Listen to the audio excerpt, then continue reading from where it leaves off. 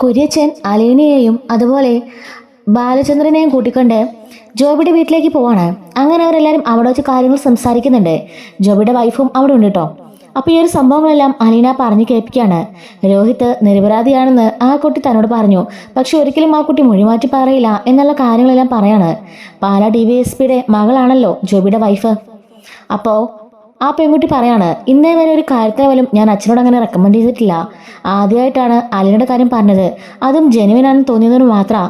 അങ്ങനെയൊന്നും റെക്കമെൻഡേഷൻ അച്ഛൻ ഏറ്റെടുക്കില്ല എന്ന് പറയുമ്പം ബാലചന്ദ്രൻ പറയാണ്, അദ്ദേഹത്തിന്റെ കാല് വേണമെങ്കിലും ഞാൻ പിടിക്കാം. ഇത് ചില പോലീസുകാരുടെ ഒത്തുകളിയാ. അന്ന് അലീനയെ കൊണ്ടുപോയ ആ CIയും ആ SIയും തന്നെയാണ് ഇതിന്റെ പിന്നിലും. അവരുമായിട്ട് എനിക്ക് നേരത്തെ ചെറിയൊരു ക്ലാഷ് ഉണ്ട്. അതിന്റെ പേരിൽ എൻ്റെ മകനെ അവർ മനഃപൂർവ്വം കരുതിക്കൂട്ടി കിണിയിൽപ്പെടുത്തിയിരിക്കുക. ആ പെൺകുട്ടി ഉണ്ടല്ലോ ശരണ്യ, ആ പെൺകുട്ടി പറഞ്ഞതാ പോലീസുകാരോടും പേരൻസിനോടും എല്ലാവരോടും രോഹിത് തന്നെയൊന്നും ചെയ്തിട്ടില്ല എന്ന്. പക്ഷേ അവരത് കേൾക്കാൻ കൂട്ടാക്കുന്നില്ല. അവരാണെങ്കിലോ രോഹിത്തിനെ എങ്ങനെയെങ്കിലും ഈ കേസിൽ ഉൾപ്പെടുത്തണമെന്ന് വാശിയാ. പാർട്ടിക്കാരും കൂടെ തന്നെയുണ്ട്. ഞാൻ പറഞ്ഞല്ലോ അലീന അവിടെ പോയതാ, ഇനി ആ കോളനിയിലേക്ക് കയറില്ലെന്ന് പറഞ്ഞ് പാർട്ടിക്കാരും വീട്ടുകാരും എല്ലാവരും കൂടെ അവളെ അവിടെ നിന്ന് ഓടിച്ചു വിട്ടു. ശരണി നടക്കാനും എഴുന്നേറ്റ് നിൽക്കാനും കാരണം പോലും ഈ അലീനയാ. അതുപോലും അവൾ ഓർത്തില്ല. മാനസികമായി തകർന്ന് ആത്മഹത്യക്കാരെ ചിന്തിച്ച ആ പെൺകുട്ടിയെ ജീവിതത്തിലേക്ക് കൈപിടിച്ചു കൊണ്ടുവന്നത് ഇവളാ. പക്ഷെ അതൊന്നും ആരും ചിന്തിക്കുന്നില്ല എന്നൊക്കെ പറയുന്നുണ്ട്. അങ്ങനെ ജോബിയുടെ വൈഫ്, എങ്കിൽ ഞാനെന്ന് അച്ഛനോട് പറഞ്ഞു നോക്കാം എന്ന് പറയാണ്. പക്ഷേ നിങ്ങൾക്ക് പ്രതീക്ഷയൊന്നും വേണ്ട എന്ന് പറയുന്നുണ്ട് കേട്ടോ. അങ്ങനെ അവൾ പോയിട്ട് അച്ഛനോട് ഈ കാര്യത്തെ പറ്റിയൊക്കെ സംസാരിക്കുകയാണ്. അപ്പോൾ DYSP പറയുന്നുണ്ട്, മോളെ ഇതൊക്കെ എനിക്കും അറിയാം. ആ പയ്യൻ നിരപരാധിയാണെന്ന് ഞാൻ നേരത്തെ അറിഞ്ഞതാ. ആ പാർട്ടിക്കാരും അതുപോലെ ശരണ അച്ഛനും കൂടി ഞങ്ങളെ കാണാൻ വന്നിരുന്നു. ആ ഒരു സമയത്ത് അവരോട് ഞാൻ ചോദിച്ചപ്പോൾ അവരും ഇത് തന്നെയാണ് പറഞ്ഞത്. പക്ഷേ കേസിന് ബലം കൂടാൻ വേണ്ടിയാണ് അവരിങ്ങനെയൊക്കെ ചെയ്യുന്നത്. അതുമാത്രമല്ല, ആ പെൺകുട്ടി ആദ്യമായി മൊഴി കൊടുത്തത് പോലീസിനാ. പോലീസുകാർ ആദ്യം തന്നെ FIRൽ അവരുടെ പേര് കൂടി എഴുതി ചേർത്തു. അതും പെൺകുട്ടിയെ നിർബന്ധിച്ച്. അതിനി മാറ്റാൻ പറ്റില്ലെന്നാണ് അവർ പറഞ്ഞത്. അത് മാത്രമല്ല, ശരണ അച്ഛന് ഈ കാര്യങ്ങളെല്ലാം അറിയാം. അയാളും പറഞ്ഞിട്ടുണ്ട് രോഹിത് ഉപദ്രവിച്ചിട്ടില്ല എന്ന്. പക്ഷേ അയാൾ ഗൂഢാലോചന ഉണ്ടായിരുന്നല്ലോ, അതുകൊണ്ടാണ് കേസ് ഇങ്ങനെ പോണത്.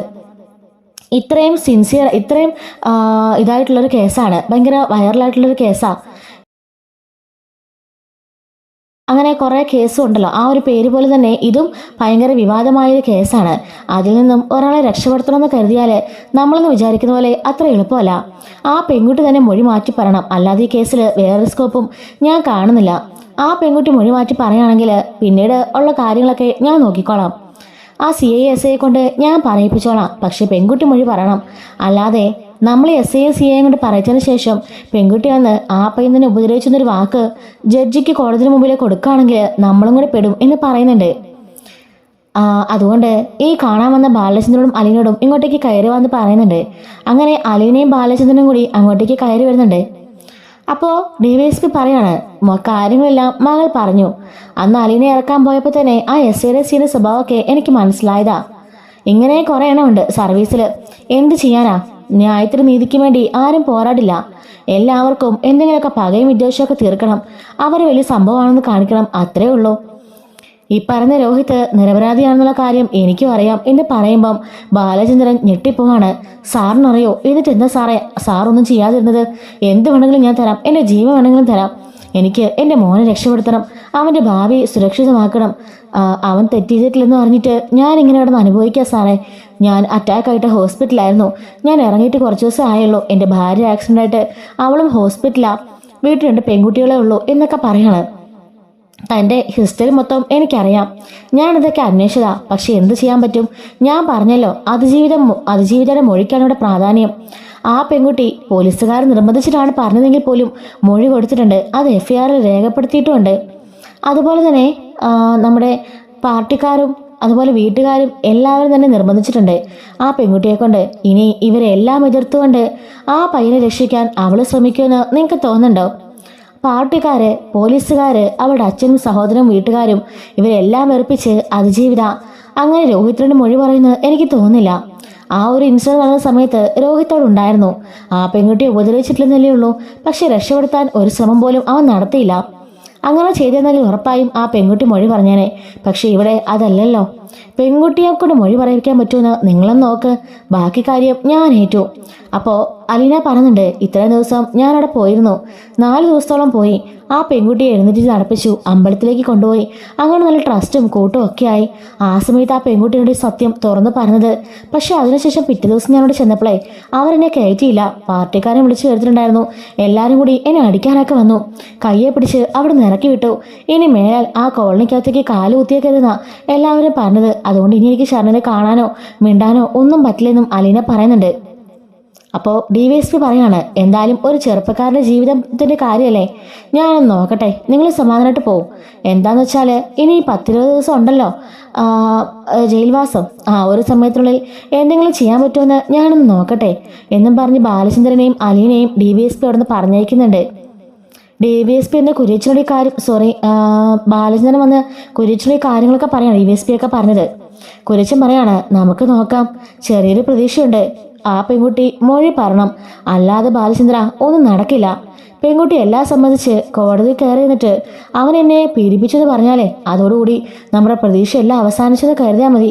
പോലീസുകാരാണല്ലോ തെളിവുണ്ടാക്കാൻ മിടുക്കന്മാരാ, എല്ലാവരും ഇപ്പോൾ റെഡിയായിട്ടുണ്ടായിരിക്കും. അതുകൊണ്ട് ഏതെങ്കിലും വഴിക്ക് നീ ബാലചന്ദ്രൻ ഒന്ന് അന്വേഷിച്ച് നോക്ക്. പിന്നെ ജോബിയും അതുപോലെ തന്നെ അവളുടെ വൈഫും ഞാനും കൂടെ കൂടിയിട്ട് എങ്ങനെയെങ്കിലും DYSPയോടും സമ്മർദ്ദം ചെലുത്താം എന്ന് പറയാണ്. അങ്ങനെ അവിടുന്ന് അലീനയും ബാലചന്ദ്രനും തിരികെ പോകുന്നുണ്ട്. അങ്ങനെ DYSP 2 ലേഡി പോലീസുകാരെ അയച്ചുകൊണ്ട് ശരണ്യയുടെ അടുത്തേക്ക് ചെല്ലുന്നുണ്ട്. അങ്ങനെ അവിടെ ചെല്ലുമ്പോഴേക്കും ആ വീട്ടുകാർ ചോദിക്കുകയാണ്, എന്താ സാറേ, എന്താ കാര്യമെന്ന് ചോദിക്കുമ്പം ഞങ്ങൾ പെൺകുട്ടിയെ ഒന്ന് കണ്ട് സംസാരിക്കാൻ വന്നതാണെന്ന് പറയുന്നുണ്ട്. അപ്പോഴേക്കും അദ്ദേഹം പറയാണ്, വക്കീൽ പറഞ്ഞിട്ടുണ്ടല്ലോ ഒരു പോലീസുകാരെയും ഇങ്ങോട്ട് അടുപ്പിക്കരുതെന്ന്, പിന്നെന്തിനാ സാർ ഇങ്ങോട്ടേക്ക് കാണാൻ വന്നത്? അതിജീവിതനെ കാണാനോ അവളുടെ മൊഴിയെടുക്കാനോ അവളോട് സംസാരിക്കാനോ ആർക്കും പറ്റില്ല എന്ന് ഞങ്ങളോട് വക്കീൽ പറഞ്ഞിട്ടുണ്ട് എന്ന് പറയുമ്പം DYSP പറയാണ്, ഞാൻ നിങ്ങളുടെ മകളെ ഉപദ്രവിക്കാനോ മറ്റൊന്നിനും വന്നതല്ല. കേസിന്റെ കുറച്ച് കാര്യങ്ങൾ കൂടി എനിക്കറിയണം. ഈ പാലങ്ങ DYSP ഞാനാ. ഈ കേസ് എൻ്റെ അണ്ടറിലാണ്. അതുകൊണ്ട് എനിക്ക് കുറച്ച് കാര്യങ്ങൾ ചോദിച്ചറിയണം. ഈ ലേഡി പോലീസും എൻ്റെ കൂടെ തന്നെയുണ്ട്, നിങ്ങൾ പേടിക്കേണ്ട കാര്യമൊന്നുമില്ല എന്ന് പറയാണ്. അങ്ങനെ അകത്തേക്ക് കയറാൻ കേട്ടോ. പ്രോട്ടോകോൾ അനുസരിച്ച് അങ്ങനെ വരാൻ പാടില്ലാത്തതാണ്. അങ്ങനെ DYSP അകത്തേക്ക് കയറുമ്പം ശരണ്യ നിൽക്കുന്നുണ്ടായിരിക്കും. മോളിരുന്നോ, എന്തിനാ എഴുന്നേക്കുന്നേ? പഠിക്കായിരുന്നോ? അതെ സാർ, പഠിക്കായിരുന്നു. പഠിക്കണം, നന്നായി പഠിക്കണം. ഈ കഴിഞ്ഞതൊക്കെ ഒരു ഇൻസിഡൻ്റായിട്ട് കരുതിയാൽ മതി. കുറേ പേപ്പട്ടികൾ ചേർന്ന് മോളെ കടിച്ചു, അത്രേ ഉള്ളൂ. മോള് ഒരു വാക്സിൻ എടുത്തപ്പം അതിൻ്റെ എല്ലാം അങ്ങ് മാറി കേട്ടോ. അതുകൊണ്ട് മോൾ ഒന്നുകൊണ്ട് പേടിക്കരുത്, ജീവിതത്തിൽ തളരരുത്, ശക്തിയായിട്ട് പോരാടണം. ഈ പറഞ്ഞമാരൊക്കെ ജയിലിൽ കിടക്കുമ്പോഴേ എൻ്റെ മോള് പഠിച്ച് മിടുക്കിയായിട്ട് നല്ലൊരു പൊസിഷനിലെത്തണം, എല്ലാ പെൺകുട്ടികളെ സഹായിക്കുന്ന ഒരു പൊസിഷനിലേക്ക് എത്തണം എന്നൊക്കെ പറയുന്നുണ്ട്. എന്നിട്ട് ഡോർ ക്ലോസ് ചെയ്യാനായിട്ട് ആ ലേഡി പോലീസിനോട് ആവശ്യപ്പെടുകയാണ്. അതിനുശേഷം DYSP ശരൺ ചോദിക്കുകയാണ്, ശരണ്യ അറിഞ്ഞോ അറിയാതെയോ ശരണ വായിന്നും ഒരു സത്യം പുറത്തുപോയി. അലീനോട് ശരണ്യ ആ കാര്യം പറഞ്ഞിരുന്നല്ലോ, അതിൻ്റെ പേരിലാണല്ലോ ഇന്നലെ ഇവിടെ അലീന വന്നപ്പം നിങ്ങൾ കയറ്റാതിരുന്നത് എന്ന് ചോദിക്കുകയാണ്. അത് എന്ന് പറയാണ്. പിന്നെ ഈ സത്യമൊക്കെ എനിക്കും അറിയാം. രോഹിത് ബാലചന്ദ്രൻ മോളെ ഒന്നും ചെയ്തിട്ടില്ല എന്നും പോലീസുകാരും പാർട്ടിക്കാരോട് ചേർന്ന് മോളെ കൊണ്ട് പറയിച്ചാണെന്നും മൊഴി കൊടുത്താണെന്നും ഒക്കെ എനിക്കറിയാം എന്ന് പറയുന്നുണ്ട്. ശരണ്യ പറയാണ്, അന്ന് ഞാൻ അബോധാവസ്ഥയിലായിരുന്നു. മാനസികമായി തെറ്റിയൊരവസ്ഥയിൽ കിടന്ന സമയത്ത് ഇവർ വന്നിട്ട് ഇങ്ങനെയൊക്കെ പറയണമെന്ന് പറഞ്ഞപ്പം ഞാനും ശരിയെന്ന് പറഞ്ഞു. അതിനുശേഷം ആ തിരുത്തങ്ങളുടെ അവസരം എനിക്ക് കിട്ടിയില്ല. അപ്പോൾ DYSP പറയാണ്, മോക്കറിയാലോ, രോഹിത് എന്ന ആ ഒരു ചെറുപ്പക്കാരൻ 21 വയസ്സേ ഉള്ളൂ. കൂട്ടുകാർ നിർബന്ധപ്രകാരമാണ് അവിടെ വരെ എത്തിയത്. അവിടെ വന്നിട്ട് മോളെ രക്ഷിക്കാൻ ശ്രമിച്ചില്ലെന്നുള്ള സത്യം തന്നെയാ. പക്ഷേ മോളെ ഉപദ്രവിച്ചിട്ടില്ലല്ലോ അവൻ്റെ ഭാവി മോള് കളയരുത്. മോളുടെ ഒറ്റ മൊഴി കൊണ്ട് ആ പയ്യൻ്റെ ഭാവി ഇല്ലാതാവാൻ പോവാണ്. അത് മോക്ക് വേണോ എന്ന് ചോദിക്കുകയാണ്.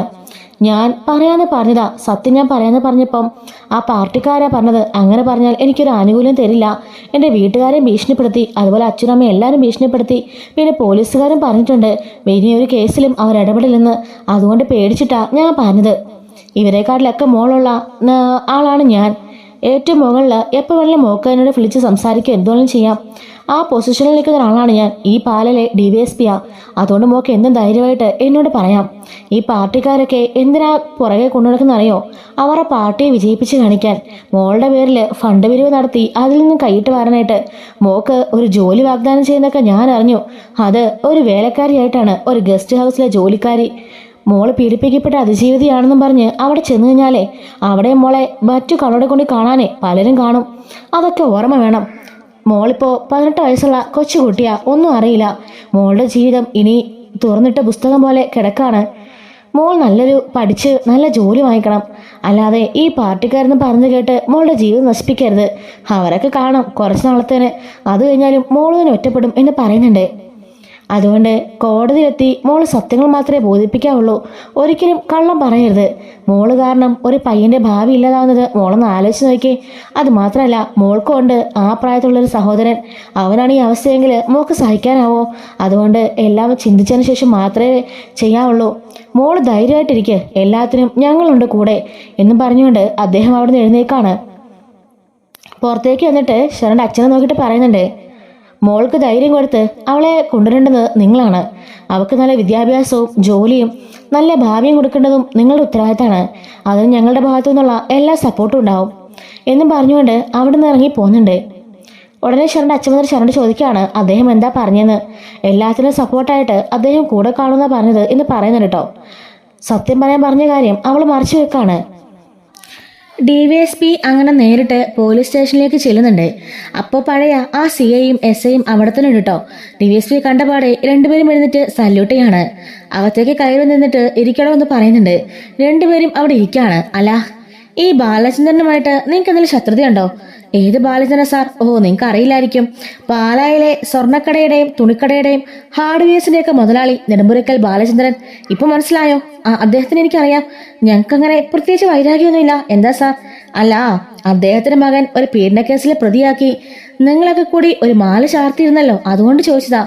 അയ്യോ സാറേ, ആ ശരണ എന്ന് പറഞ്ഞ അതിജീവിതം തന്നെയാ ഞങ്ങൾക്ക് മൊഴി നൽകിയത്, അല്ലാതെ ഞങ്ങളായിട്ട് ചേർത്തൊന്നും അല്ല. ഡോ, തന്റെയൊക്കെ ഈ പൊസിഷൻ കഴിഞ്ഞിട്ടാ ഞാൻ DYSP ആയിട്ട് ചാർജ് എടുത്തത്.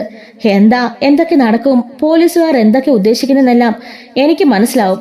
താനൊക്കെ കാണിച്ചു കൂട്ടി തോന്നിയാസിനെ താനൊക്കെ അനുഭവിക്കാൻ കിടക്കുന്നേ ഉള്ളൂ. തന്റെയൊക്കെ വീട്ടിലും കാണില്ലടോ ഇത്രയും പ്രായമുള്ള ഒരു ചെറുപ്പക്കാരൻ. ആ ചെറുപ്പക്കാരനെ ജീവൻ നശിപ്പിക്കുന്നത് ശരിയാണെന്ന് തനിക്കൊക്കെ തോന്നുന്നുണ്ടോ? തന്റെയൊക്കെ ഈഗോയും അഹങ്കാരവും തന്റെയൊക്കെ ഇതും കൊണ്ടല്ലേ താനൊക്കെ ഇങ്ങനെ കാണിച്ചു കൂട്ടുന്നത് എന്ന് ചോദിക്കാണ്. സാർ, സത്യമായിട്ടും ഞങ്ങൾക്കൊന്നും അറിയില്ല. ഒന്നും അറിയില്ല അല്ലേ? അതിജീവിത മൊഴി കൊടുത്തത് നിങ്ങൾ അറിഞ്ഞിരുന്നോ? ഇപ്പൊ രണ്ടുപേരും പരസ്പരം നോക്കാണ്. എന്ത് മൊഴി സാർ? ഹലാ, ഇവിടെ പണ്ട് നിങ്ങൾ അലീന എന്ന് പറഞ്ഞ പെൺകുട്ടിയെ പിടിച്ചോണ്ട് വന്നിരുന്നല്ലോ. അവളോട് ആ ശരണെ പറഞ്ഞു രോഹിത് ബാലേന്ദ്രൻ തന്നെ ഉപദ്രവിച്ചിട്ടില്ല എന്നുള്ള സത്യം. അത് താൻ അറിഞ്ഞോ എന്ന് ചോദിക്കുമ്പോൾ രണ്ടുപേരും പരസ്പരം നോക്കാണ്. ആദ്യമായി പെൺകുട്ടി റേപ്പ് ചെയ്തപ്പോ നിങ്ങളെയാണ് ആ താലൂക്ക് ഹോസ്പിറ്റലിൽ നിന്നും ഡോക്ടേഴ്സ് വിളിച്ചത്. മൊഴിയെടുക്കാനായിട്ട് നിങ്ങളും ഒരു ലേഡി പോലീസും അവിടെ പോയിരുന്നു അല്ലേ? അതെ സാർ. ആ സമയത്ത് ആ പെൺകുട്ടി പ്രത്യേകം പറഞ്ഞതാ രോഹിതനെ ഒന്നും ചെയ്തിട്ടില്ല, മറ്റേ 3 പേരാണ് പീഡിപ്പിച്ചതെന്ന്. അതും ശരിയല്ലേ? അപ്പൊ ഇവരൊന്നും മിണ്ടുന്നില്ല കേട്ടോ. ശരിയല്ലാന്ന് ചോദിച്ചത്. അതെ സാർ. എന്നിട്ടാണോ നിങ്ങൾ രണ്ടുപേരും കൂടിയിട്ട് ആ രോഹിത്തിന്റെ പേരില് FIR രജിസ്റ്റർ ചെയ്തത്? അത് പിന്നെ സാർ, ആ പയ്യനും ആ സ്പോട്ടിൽ ഉണ്ടായിരുന്നു. ശരി, ആ സ്പോട്ടിൽ ആ പയ്യൻ ഉണ്ടായിരുന്നുള്ളത് ശരിയാണ്. പക്ഷെ ആ പയ്യൻ ആ പെൺകുട്ടിയെ റേപ്പ് ചെയ്തില്ലല്ലോ. ഇതൊരു റേപ്പ് കേസല്ലേ, ഒരു കൊലപാതക കേസില്. ഇപ്പൊ ഞാനും ആ സ്ഥലത്ത് ഉണ്ടെന്ന് പറഞ്ഞ് എന്റെ പേരില് കൊലപാതകത്തിന് കേസെടുക്കാൻ പറ്റുവോടോ എന്ന് ചോദിക്കുമ്പോൾ അവർ രണ്ടുപേരും ഒന്നും മിണ്ടുന്നില്ല കേട്ടോ. തെളിവുകളല്ല, ഇവിടെ സാക്ഷിമൊഴിയാണ്, ഇവിടെ മൊഴിയാണ് പ്രധാനം, വാദിയുടെ മൊഴി. അതെനിക്ക് നന്നായിട്ടറിയാം. ബാലചന്ദ്രൻ നേരത്തെ എന്തോ ഒരു മാനമോഷണ കേസിന്റെയും ഒരു പിരിവിന്റെയും കാര്യത്തില് നിങ്ങൾ തമ്മിൽ ഉടക്കിയിട്ടുണ്ടെന്നൊക്കെ ഞാൻ അറിഞ്ഞു. അതിന്റെ പ്രതികാരം പോക്കാണല്ലേ? നിങ്ങൾ തന്നെയല്ലേ പാർട്ടിക്കാരെ വിളിച്ചിട്ട് ഈ കാര്യം പറഞ്ഞത്? ശരണയുടെ അച്ഛനും അമ്മയുടെ ഒക്കെ പറഞ്ഞത് ഇതെല്ലാം ഞങ്ങൾ അറിഞ്ഞു. ശരണയുടെ അച്ഛനും അമ്മേനെ ഞാൻ കണ്ടുവരിക. അവര് പറഞ്ഞു SIയും CIയും കൂടിയാണ് ഇങ്ങനെയൊക്കെ ചെയ്തതെന്ന്. എന്തായാലും രണ്ടുപേർക്ക് സസ്പെൻഷൻ ഡിസ്മിസിനൊക്കെ ഉള്ള ഭാഗ്യവത്ത് വരുന്നുണ്ട് എന്ന് പറയുമ്പോൾ ഇവർ രണ്ടുപേരും ഒന്ന് പേടിക്കുകയാണ് കേട്ടോ.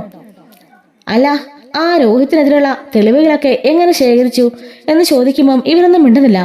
ആ തെളിവുകളെല്ലാം ഇങ്ങനെ എടുത്തോണ്ട് വാ എന്ന് പറയാണ്. അങ്ങനെ ഹരിയുടെ ഫോൺ DYSP നോക്കുന്നുണ്ട്. ആ ഫോൺ ചെക്ക് ചെയ്യുമ്പം ഇതിൽ ഇവര് 3 പേര് മാത്രം പീഡിപ്പിക്കുന്ന രംഗങ്ങളെ ഉള്ളല്ലോടോ. എന്താടോ, വല്ല AI കൊണ്ട് കേറ്റിക്കാനുള്ള ഉദ്ദേശമുണ്ടോ? അയ്യോ ഇല്ല സാർ എന്ന് പറയാണ്. അല്ല, ആ പെൺകുട്ടിയുടെ മെഡിക്കൽ സർട്ടിഫിക്കറ്റ് എവിടെ എന്ന് ചോദിക്കാണ്. അതും ഇവരെ കാണിക്കുന്നുണ്ട് കേട്ടോ.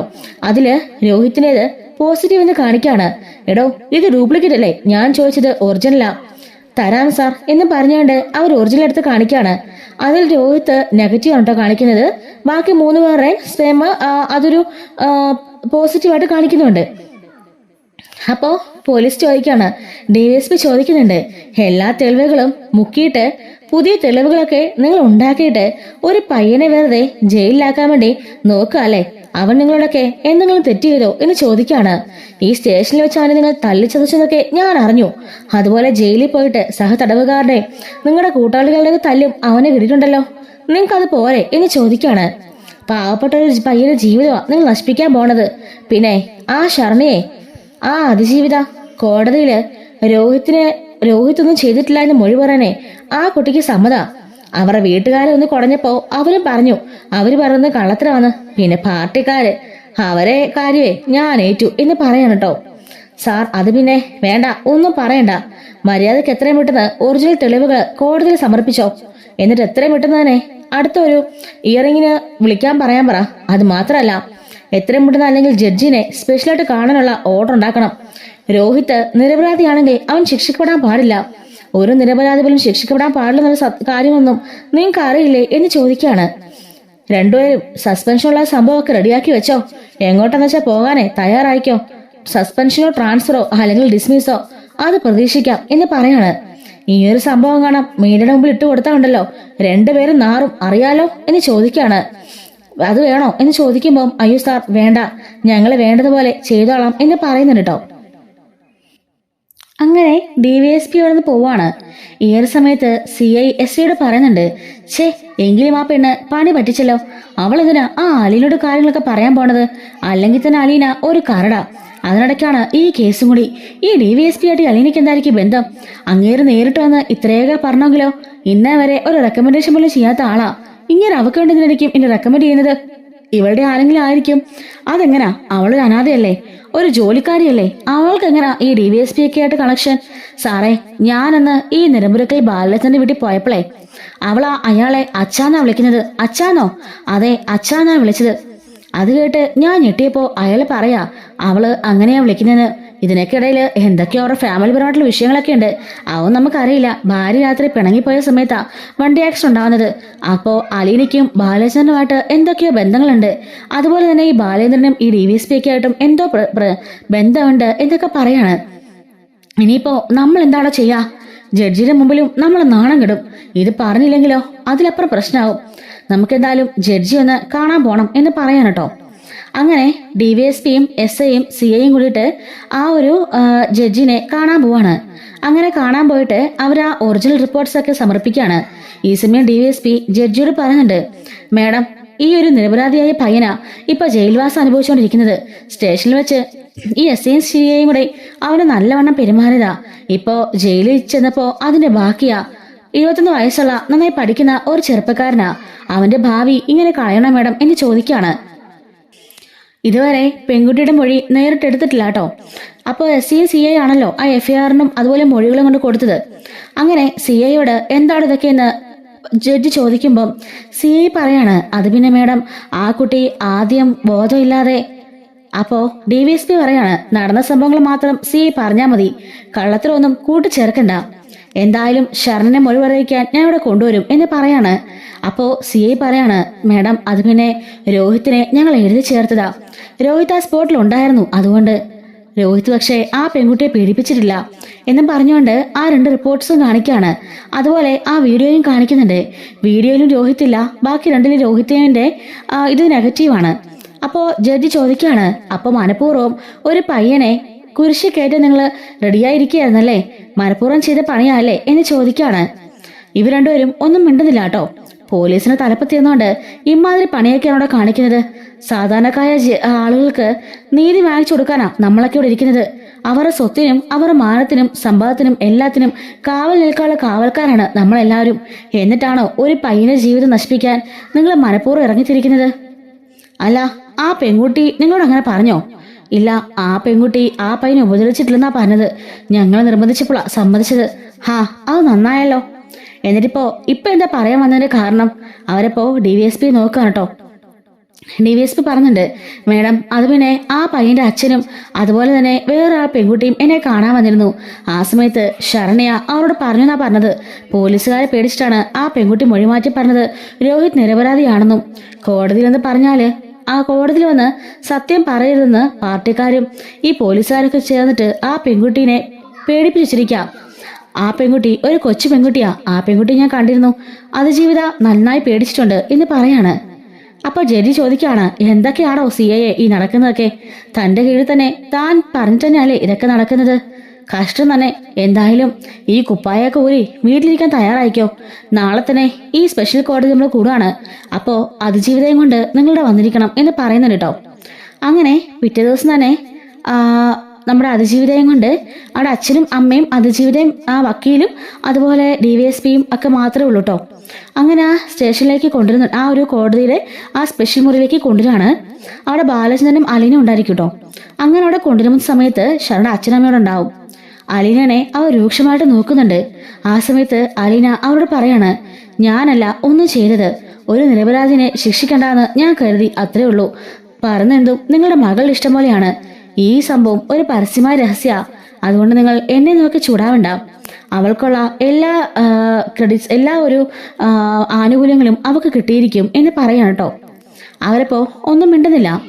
ഇതേ സമയത്ത് തന്നെ കോടതിയിൽ ആ ഒരു വക്കീൽ വന്നിട്ട്, അതിജീവിതയുടെ വക്കീൽ വന്നിട്ട് ഓപ്പോസിറ്റുള്ള രോഹിത്തിന്റെ വക്കീൽ വന്നിട്ട് അവിടെ ചോദിക്കുന്നുണ്ട്, ആ പെൺകുട്ടിയോട് ശരിക്കും രോഹിത് ഉപദ്രവിച്ചോന്ന്. അപ്പൊ അലീനയെയും സ്വന്തം അച്ഛനും അമ്മേനെയും എല്ലാവരും അവിടെ നോക്കാണ്. അപ്പോ ആ വക്കീൽ പറയുന്നുണ്ട്, DYSP സാറും അതുപോലെ SIയും CA എല്ലാം കോടതിയോട് സത്യങ്ങൾ പറഞ്ഞു കഴിഞ്ഞു. അതുപോലെ തെളിവുകളും കൊടുത്തു കഴിഞ്ഞു. ഇനി മോളുടെ വായിന്നുള്ള അതിജീവിയുടെ വായിന്നുള്ള മൊഴി മാത്രം കിട്ടിയാൽ മതി എന്ന് പറയാണ്.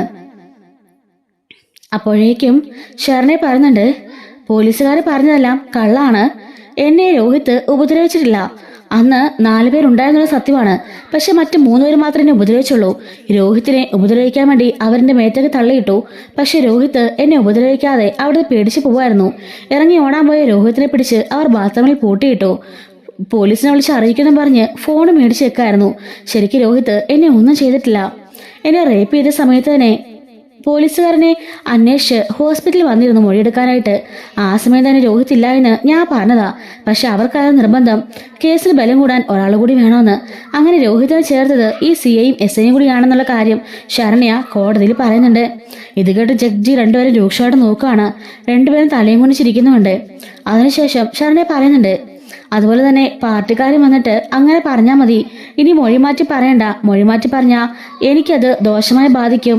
ഞാനൊരു ചീത്തപ്പെടാൻ എല്ലാവരും പറയുമെന്നൊക്കെ പറഞ്ഞ് ഇവരെൻ്റെ അച്ഛനമ്മേനെ ബ്രെയിൻ വാഷ് ചെയ്ത് എന്നെ ബ്രെയിൻ വാഷ് ചെയ്യായിരുന്നു. അതുകൊണ്ടാ ഞങ്ങൾ സത്യങ്ങളൊന്നും പറയാതിരുന്നത്. പക്ഷേ അലീന ചേച്ചി വന്ന് എന്നെ കൈപിടിച്ചെഴുന്നേറ്റിപ്പിച്ചപ്പോൾ എനിക്ക് പറഞ്ഞു തോന്നി ആ ഒരു പയ്യൻ നിരപരാധിയാണെന്ന്. ആരോടെങ്കിലും സത്യം പറഞ്ഞ് എൻ്റെ മനസ്സ് തുടിക്കായിരുന്നു. അതുകൊണ്ടാ ഞാൻ പറഞ്ഞത്. ശരിക്കും എന്നെ രോഹിത് ഒന്നും ചെയ്തിട്ടില്ല. അയാൾ നിരപരാധിയാ. അയാളെ വെറുതെ വിടണം. പക്ഷെ ബാക്കി 3 പേരും എന്നെ ചതിച്ച് എന്നെ റേപ്പ് ചെയ്തു. രാവിലെ 9 മണി മുതൽ വൈകുന്നേരം 3 മണി വരെ അവരെ ക്രൂരമായി പീഡിപ്പിച്ചു. അതുകൊണ്ട് അവർക്ക് 3 പേർക്കും തക്കതായ ശിക്ഷ കൊടുക്കണമെന്ന് കോടതിയിൽ ഇങ്ങനെ നമ്മുടെ ശരണ്യ പറയുന്നുണ്ട്. അങ്ങനെ കോടതിയാണെങ്കിൽ അപ്പോൾ തന്നെ വിധി പറയാണ്, പാവപ്പെട്ട ഒരു ചെറുപ്പക്കാരനെ, നിരപരാധിയായ ഒരു ചെറുപ്പക്കാരനെ ഈ കേസിൽ മനഃപൂർവ്വം കുടുക്കി അയാളെ പ്രതി ചേർക്കാൻ കൂട്ടുവന്ന SIക്കും CIക്കും 6 മാസം സസ്പെൻഷൻ കൊടുക്കുകയാണ്. അതുപോലെ 2 പേർക്കും അതിനുശേഷം ട്രാൻസ്ഫറും കൊടുക്കുന്നുണ്ട് കേട്ടോ. അതുപോലെ വേറെ ശിക്ഷകളും അവർക്ക് കൊടുക്കുന്നുണ്ട്. അതുപോലെ ഇതിന് ചുക്കാൻ പിടിച്ചെന്ന പാർട്ടിയിലെ നേതാവ് ആരാണോ അയാൾക്കും നോട്ടീസ് അയക്കാൻ ജഡ്ജി വിധി ഇടുന്നുണ്ട് കേട്ടോ. അങ്ങനെ രോഹിത്തിനെ വെറുതെ വിടാൻ വേണ്ടി കോടതി ഉത്തരവിടുകയാണ്.